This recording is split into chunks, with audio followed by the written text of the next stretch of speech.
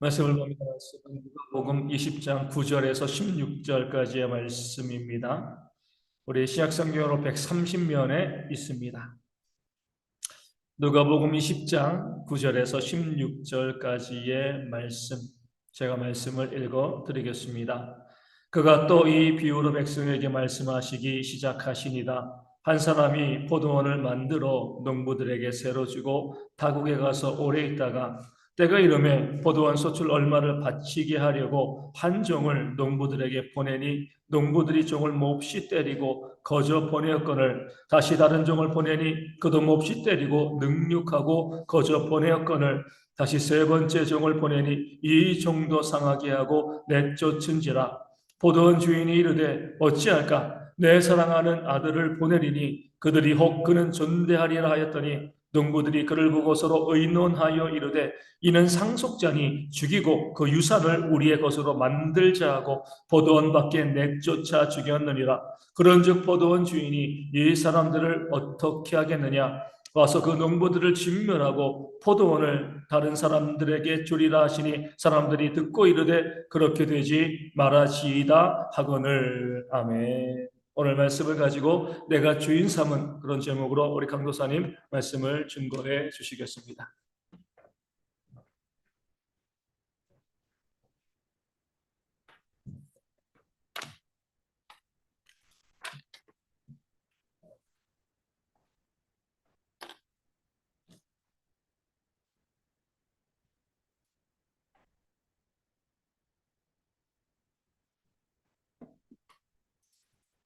오늘 말씀에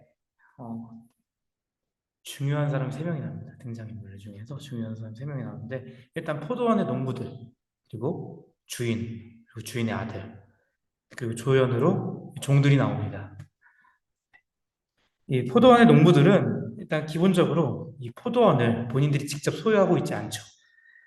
직접 소유한 자들이 아니고 주인이 만든 그곳에 포도원들은 잠시 맡은 사람들입니다.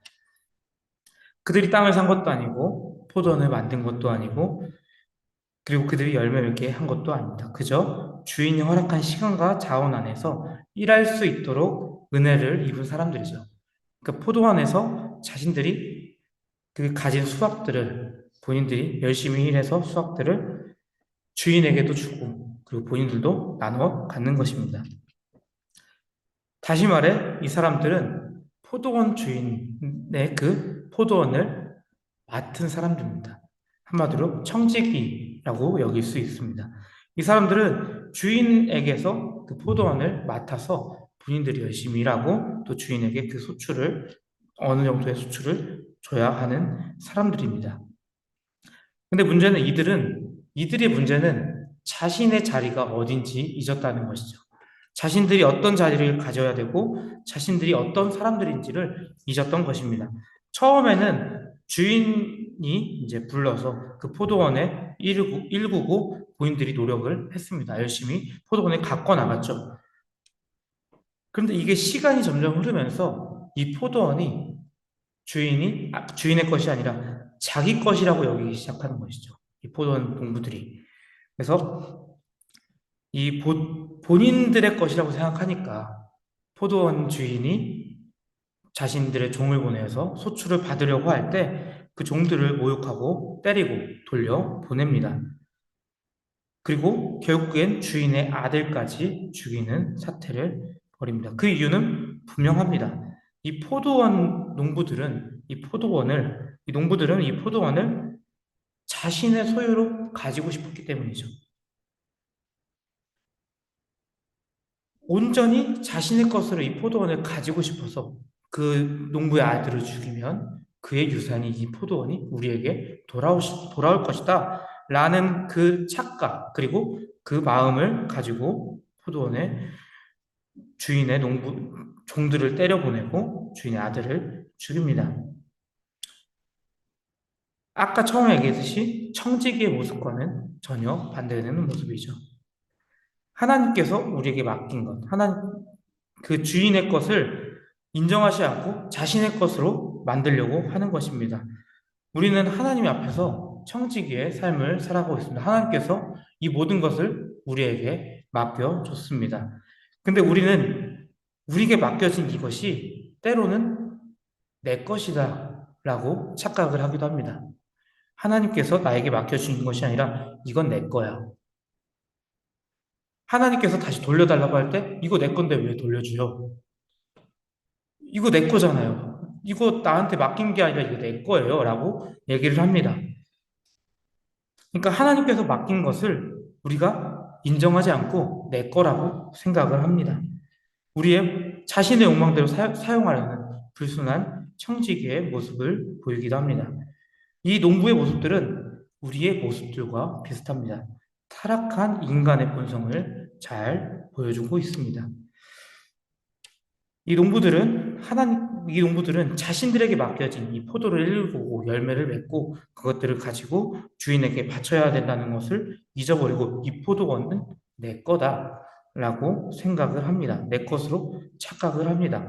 우리도 마치 그런 착각을 합니다. 하나님께서 우리에게 맡겨진 시간, 그리고 재능, 물질, 그리고 여러 사람들과의 관계들을 우리는 쉽게 내 것이라고 여깁니다. 내 것이라고 착각합니다. 내가 가진 시간이 하나님께 주신 시간이 아니라 내 시간이기 때문에 내 마음대로 사용한다. 그래서 하나님께서 예배를 위해서 너의 시간을 드려라 라고 했을 때 우리는 내 시간인데 왜 내가 굳이 내가 공부해야 되는 시간에 내가 돈을 더 벌을 수 있는 시간에 왜 나가서 예배를 드려야 하는가? 내가 왜 봉사를 해야 되는가? 라고 생각을 하기도 합니다. 그리고 내가 가진 재능들, 하나님께서 달란트로 우리에게 재능을 주셨죠.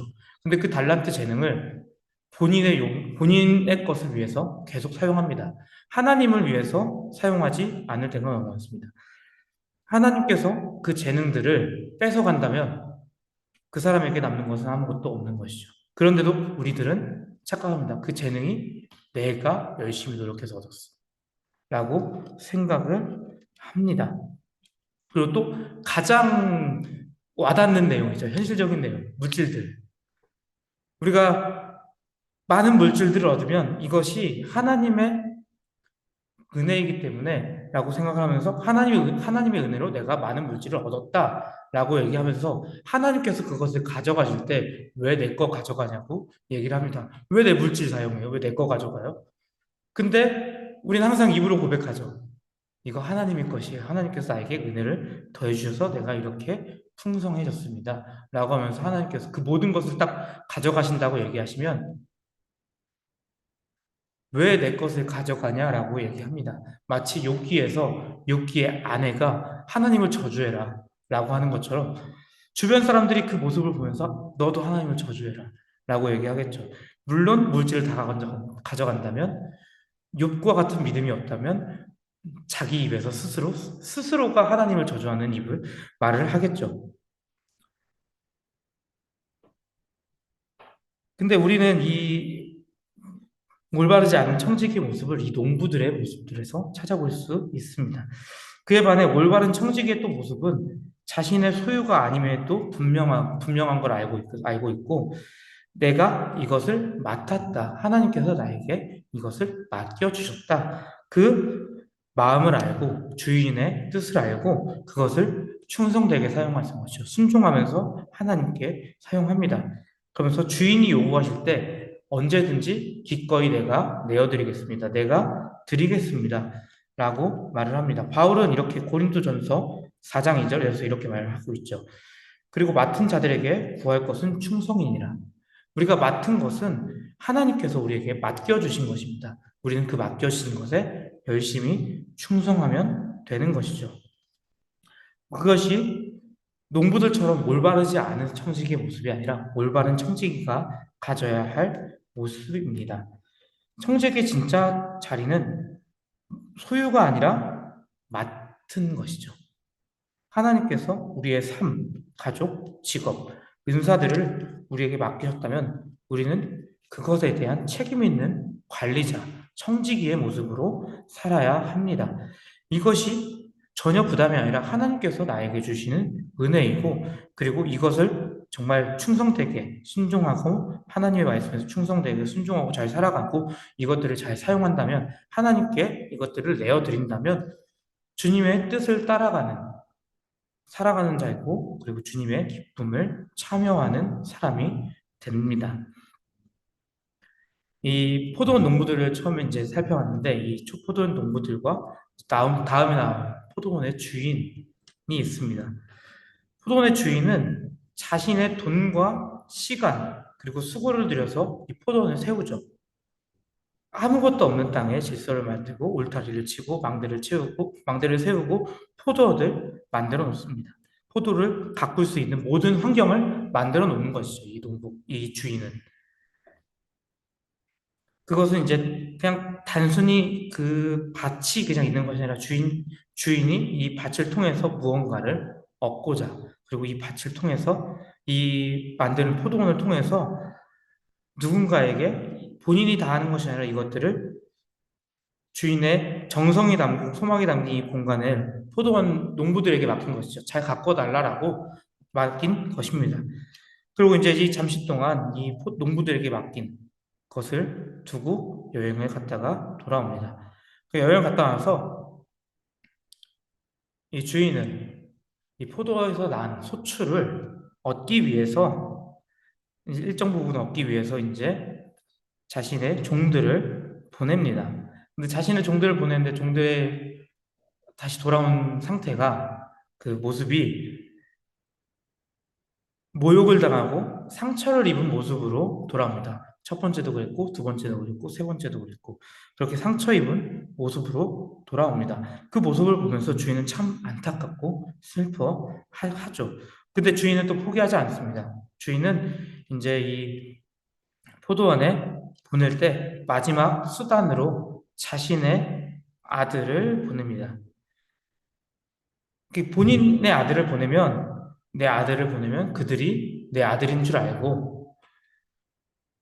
소출을 주지 않을까, 그리고 존중하지 않을까라는 그 마음으로 이렇게 주인이 이제 포도원에 보냅니다. 근데 이 아들이 어떻게 돌아오냐? 종들보다 더하죠. 종들은 그래도 매 맞고 돌아왔는데 아들은 죽어서 돌아오게 됩니다. 이 주인이 자신의 아들을 보내는 것은 단순한 위임이 아니라 자기 자신을 내어주는 고백과도 같은 것이죠. 자기의 분신인 아들을 보내서 그 포도원 농부들이 자신의 아들을 보고 존중하면서 아, 정말 우리가 정말 잘못했구나. 우리가 소출을 내어줘야겠구나. 우리의 일정 부분 받은 것을 자신의 청지기의 본분을 잊지 않고 내어줘야 하는 모습을 바랬던 건데 이들은 완전히 다른 모습을 보여주죠. 죽여버리는 것이죠. 그 아들을. 이 장면을 보면서 딱 떠오르는 찬양이 있는데, 세상에서 가장 귀한 이야기라는 찬양이 있는데, 제가 찬양을 부르니까, 요한이하고 정인이가 알더라고요. 그래서 너네 이걸 어떻게 아냐 했더니, 본인들이 초등학교 때, 연극으로 발표를 할 때 이 찬양을 했다는 거예요.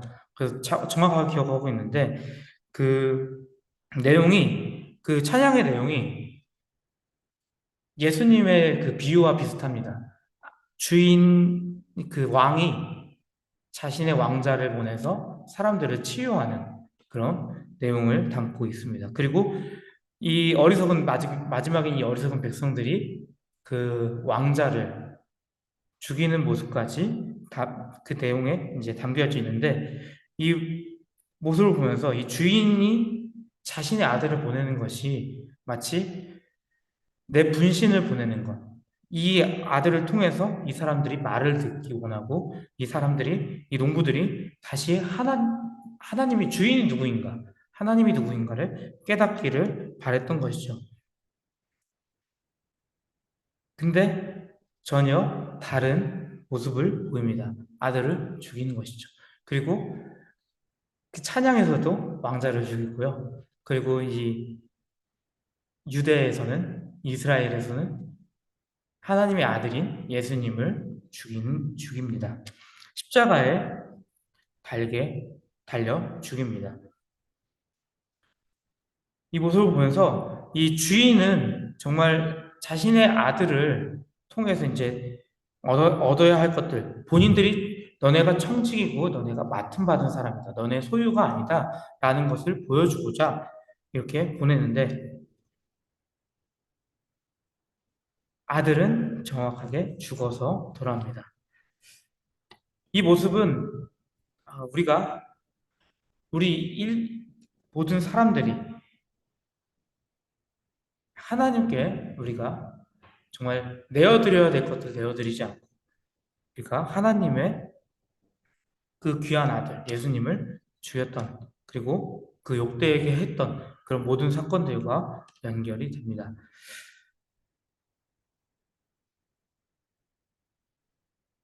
그래서 그 아들을 죽였을 때 이 포도원 농부들은 그렇게 생각했겠죠. 이 포도는 이제 우리 것이다 라는 생각을 했을 텐데 전혀 다릅니다. 제 주인은 그 아들이 죽은 모습을 보면서 그들을 진멸하고자 하는 마음을 가집니다.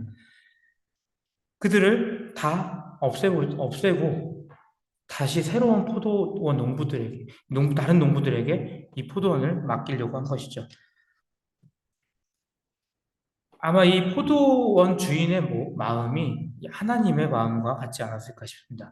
예수님을 죽였을 때 구원을 당연히 이뤄내 나가는 그 과정이지만 예수님을 죽였을 때 하나님의 마음은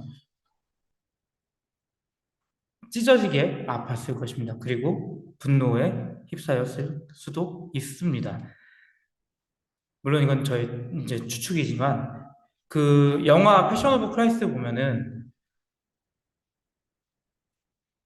끝까지 뭔가 그 화면 장면에서 하늘에서 예수를 바라다보는 모습을 보면서 비가 내리는 장면이 나오는데 아마 그 감독은 그렇게 표현하고 싶었던 거였죠. 하나님께서 자신의 아들이 죽었을 때 눈물을 흘리는 모습을 보여주고자 했었다고 이렇게 인터뷰를 하는데 그 마음과 같았을 것입니다. 이 주인의 마음도 물론 이 주인은 이제 비유에 나오는 사람이지만 진멸하고자 했을 것입니다. 그 모든 사람을 진멸하고자 했을 것입니다. 그러면서 보면은 이렇게 말씀을 예수님께서 이 비유를 마치고 나서 사람들이 이걸 듣고서 무엇이라 얘기하냐면 그렇게 되지 않게 해달라고 말을 합니다. 그러니까 이 진멸하지 않게 해달라고 라고 얘기를 하는 것이죠. 아마 그들은 좀 찔렸던 마음, 이 비유를 듣고 찔렸던 것이죠. 그들이 이게 나의 모습이었구나라는, 그들이 자신이 농부들의 모습이었구나라는 것을 이 비유를 듣고 깨닫게 되는 것이죠.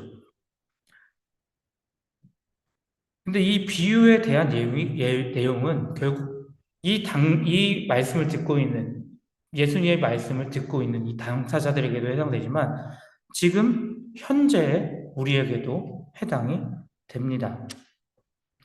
우리가 바로 포도원의 농부들일 수 있습니다. 우리는 하나님께 맡겨진 삶을 살아가면서 때로는 그 하나님께 맡겨진 삶을 살아갈 때 그것이 마치 내 것처럼 내가 모든 것을 가지고 소유한 것처럼 살아갑니다. 우리의 시간도 건강도 재능도 그리고 물질도 기회도 모두 하나님께서 우리에게 선물로 주신 것인데 그것을 마치 내가 얻은 것처럼 내 재능으로 내가 모든 것을 가지고 있는 것처럼 여깁니다. 마치 내 소유처럼 여기고 하나님께서 그걸 달라고 했을 때 이거 내 거예요. 내가 이걸 왜 줘요? 내 건데. 라고 얘기를 하는 것이죠.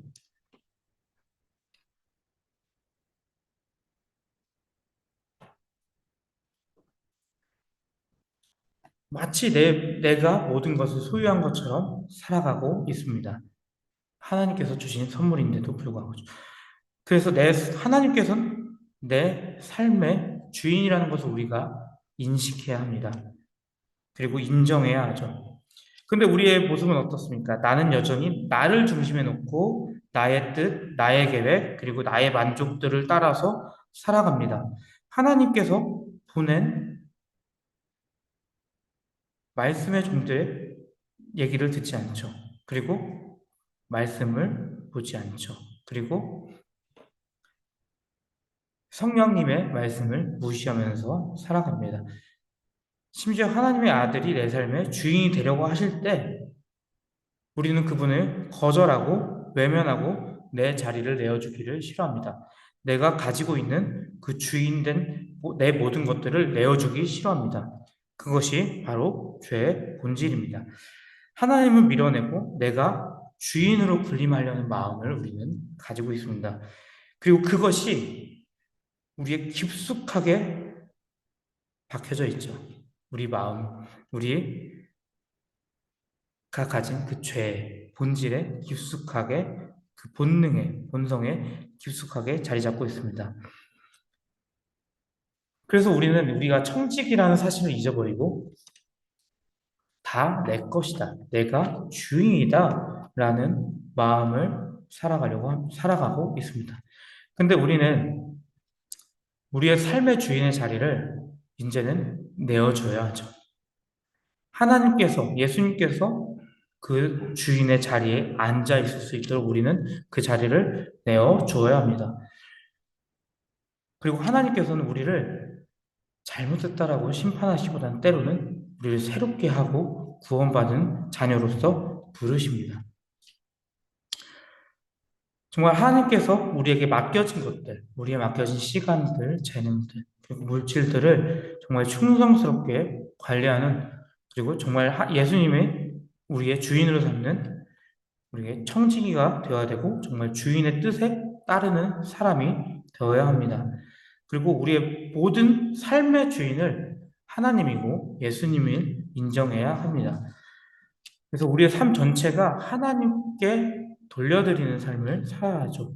시간의 주인이신 하나님, 그리고 우리의 가정과 직장, 관계, 물질의 주인인 것을 하나님이라는 것을 우리는 인정해야 합니다.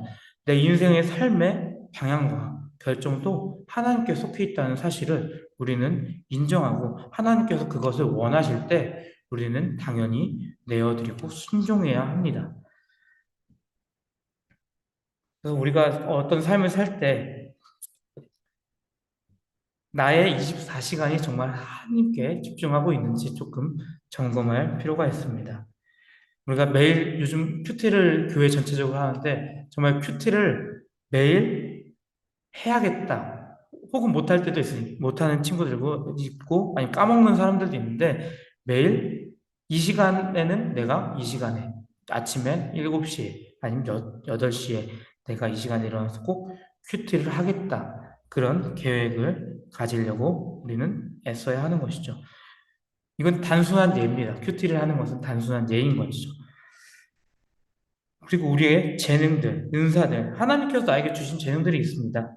뭐 가르치는 재능도 있고요. 혹은 찬양하는 재능들이 있고 섬기는 그 손길들도 있습니다. 제가 이번에 중고등회 찬양 발표회 때 진짜 깜짝 놀란 게 서구원 집사님이 그 찬양 인도를 하는데 그 모르는 찬양인데 처음부터 이제 가르치면서 이제 찬양을 시작하는 모습을 보면서 확실히 은사가 있으시다라는 걸 들으면서 느꼈거든요.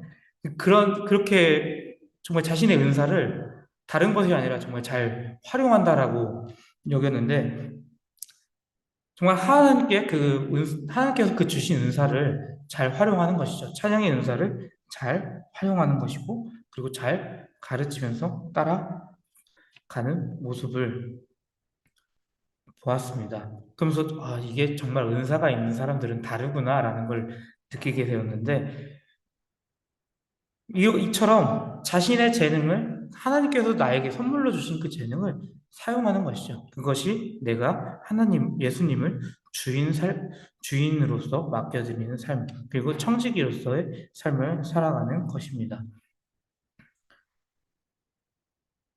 결론을 짓겠는데요. 이 오늘 말씀을 통해서 정말 우리의 자리, 그리고 우리의 정체성, 그리고 우리가 하나님의 관계에 대해서 정말 우리의 삶의 주인은 누구인가? 나인가? 혹은 하나님인가? 물론 우리의 겉의 모습은 예수님을 고백할 수 있죠. 예수님을 고백하면서 실제로 내가 원하는 삶의 방식, 그리고 내가 원하는 길, 그리고 내가 중심되어 있는 삶의 모습을 살아가려고 합니다. 계속해서 내가 드러나는 삶을 살아가려고 하고, 내가 항상 나라는 인물이 들어가는 것이 굉장히 많을 것입니다. 내 힘으로 무언가를 이루어야 되고, 그리고 내가 정말 하나님의 뜻을 살아가는 모습이 아니라 내가 먼저 중심이 되는 삶, 내가 하나님보다 더 위에 있는 삶을 살아가고, 하나님께서 그거는 좀 말씀을 통해서라든지 기도를 통해서 우리에게 말씀하실 때 그것을 외면하는 것이 아니라 온전히 예수님께 그리고 하나님께 내 삶을 드리고 하나님의 뜻을 구하고 하나님께 기꺼이 순종하는 삶을 살아가기를 바랍니다. 그래서 하나님의 뜻을 따라 우리가 죄 많고 부족하지만 그 죄를 덮어주신 예수님을 가지고 그리고 하나님께서 우리를 정말 순종의 자리로 불러주었을 때 그 마음을 열고 하나님께 우리의 권리와 자리를 내려놓고 오직 예수님께서 나의 주인이 되십니다. 예수님께서 나의 삶의 주인이 되십니다. 라고 열어놓고 정말 주인을 따르는 삶을 살아가는 우리가 되기를 바랍니다. 기도하겠습니다. 하나님과 감사드립니다. 주님의 은혜 가운데 우리가 삶을 살아갈 때 온전히 하나님의 은혜를 구하며 살아갈 수 있도록 하여 주시고 정말 내가 주인 되는 것이 아니라 예수님과 그리고 하나님, 그리고 성령님이 우리 나의 삶의 주인이 되는 우리가 되게 하여 주시옵소서. 그래서 삶의 주인이 오직 예수님이 될 수 있도록 하여 주시옵소서. 예수님의 이름으로 기도드립니다. 아멘.